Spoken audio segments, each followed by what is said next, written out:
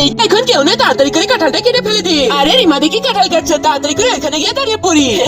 আরে রিমা তুই কাঁঠাল গাছছিস, আমাকে একটু দে না, তোর এটা খাওয়া লাগবে না, আমাকে অর্ধেকটা দিয়ে দে। এই বুড়িটা এসে আবার অর্ধেক কাঁঠাল নিয়ে চলে গেল। এই বুড়িটার জন্য আমি কিছু করতে পারি না, কাজ করে এটাই খাই। না না, এটা তো খাওয়া যাবে না, একটা পিঠা বানিয়ে ফেলি। কাঁঠালগুলো সরিয়ে ফেলেছি, এবার কুচি কুচি করে কেটে ফেলে দিব। এবার ব্লেন্ডার মেশিনের ভিতরে সুন্দর করে মিক্সিং করে নিব। এবার ভালো করে পাটালিটা গুঁড়ো পরিণত করব।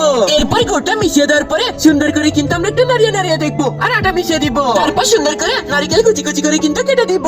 এরপর তেল মশলা নেড়ে চেড়ে দিয়ে ভালো করে কিন্তু পিঠার ভিতরে ঢেলে দিয়ে দিব। ফাইনালি আমাদের তরল জিনিসের ভিতরে সবকিছু মিক্সিং করা হয়ে গেছে।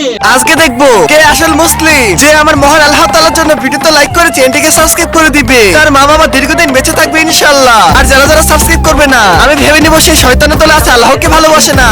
এবার আমাদের সারা পিঠার গোপলার ভিতরে কিন্তু সুন্দর সুন্দর করে দিয়ে দিতে হবে। এরপর কিছুক্ষণ ভাব দেওয়ার জন্য আমাদের বসে থাকতে হবে। এই তো ফাইনালি হয়ে গেছে। এইবার আমরা সুন্দর করে খেয়ে দেবো, কিন্তু মজা হবে।